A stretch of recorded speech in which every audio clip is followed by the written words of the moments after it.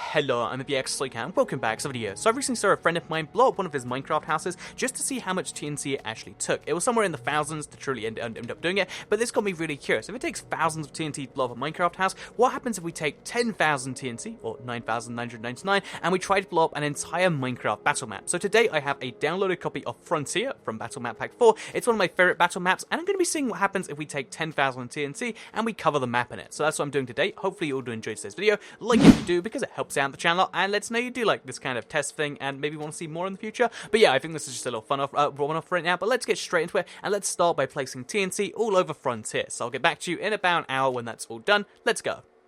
Okay, so I am back here, as you can see, in the center, and the map is very, very domineering with the TNT, because obviously it just looks like a black sky above it. But the cool thing about Frontier is it's actually lit up pretty well, so the map would work okay at night, it looks like, which is an interesting little change that I've spied. But yeah, basically, as you can see up here, the way I placed 10,000 TNT, or roughly 9999, is I made a 100 by 100 layer, but it doesn't poke all the way through, because there's all these things like that go through it. So I figured, let's place some TNT on top of it to make up for, you know, the gaps on the flag, and this and the wall over there. And yeah, again, this is only a rough estimate right now, but it's pretty much 10,000, you know, give or take a few, which means we have that much TNT here, and let's see exactly what happens. And yeah, by the way, in case you're curious, these ones up here are because if you ever place a 100 by 100 layer of TNT, you'll know that if you try to drop just a single bit of TNT, like we'll do right now just for fun, it just drops through and it won't blow up the other ones. However, if you have these ones on top, they should explode each other and explode TNT that way. So let's just press go right here in the center, and let's see exactly what happens. So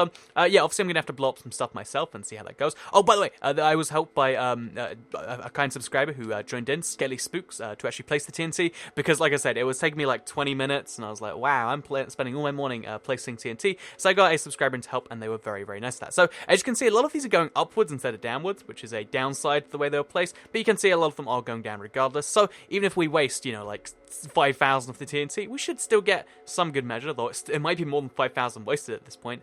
Another thing you can see is because there's only so much TNT that's meant to go off at once in a world, we're starting to get to the point where, like, you know, they're all kind of glitching in midair, like that cluster over there, which is a little interesting. And yeah, I think you can definitely see certain stuff is getting destroyed pretty well, especially the stuff that's closer to the cloud, because even though it can drop all the way to the ground, like I'll show you with these ones right here, even though it can drop, oh, okay, never mind.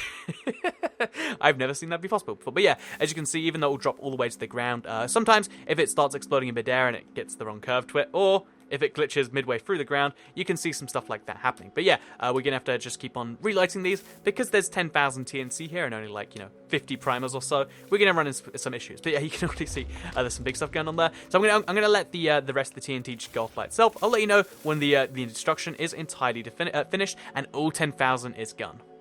So the 10,000 TNT has gone off, and the cool thing I realized about this, by the way, it took a few minutes, but the cool thing I realized about this as those few minutes were going on is the fact that, you know, like, as well as just being a interesting spectacle, and that's mostly why I'm doing it, if I'm being entirely honest, that's why I put in the time it took to actually place the TNT, but the other cool thing about this that I'm realizing is it's a good way to see what terrain, what buildings, what materials are best prepared against these sorts of attacks, you know, just in case someone does cover your base in 10,000 TNT and detonates it, now we can work out what survives the best. So this spawn area, as you can tell, is just not doing very well at all. I mean, 4 of the chests have survived out of the 5, which is good, and most of the spawn areas are intact, but yeah, there's some pretty deep holes in the ground too, which is it's not a great sign, especially given that stone's meant to be pretty resistant. Oh, some TNT actually fell through too, but yeah, so that's not a great sign given that stone is pretty resistant. Also, you can see that, you know, like pretty much every building that was made out of wood, just even one bit of TNT hits it, and suddenly you got yourself a big problem. And yeah, in fact, pretty much every building made of wood has just got giant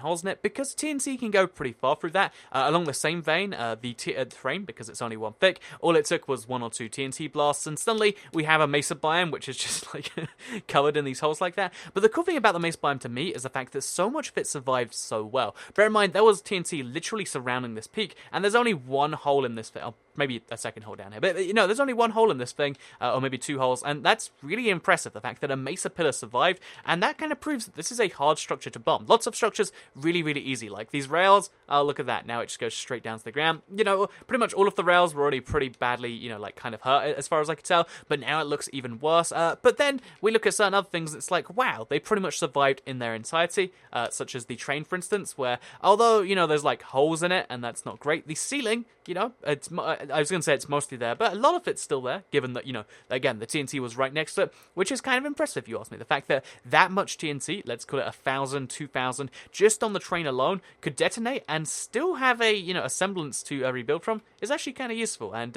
yeah, if you then look around the rest of it, I think the key lesson to be learned here is if you're protecting against aerial TNT, is that, the certain stuff survived really well, like underground, certain stuff, like, anything that was hidden below something else, or anything that had, like, a roof made out of netherrack, actually, nether brick, actually did pretty well. So, yeah, what happens when you put 10,000 TNT on a battle map? Apparently it blows up. That is a mind-blowing revelation that you just learnt today on the IVX Toycat YouTube channel. So I hope you did all enjoy today's video. Like it if you did like it, because it helps out the channel a lot. Let us know you do like this sort of crazy thing, and maybe want to see more in the future. Again, I think it's a fun potential series idea thing. And again, a big thank you to Merc for the idea, because he just, again, I just saw a video and I was like, that's kind of a cool idea, and I wanted to apply it to the battle map. And also, while we're here anyway, like if you liked it, share if you really liked it, and I'll see you all in the next one. So, goodbye everyone.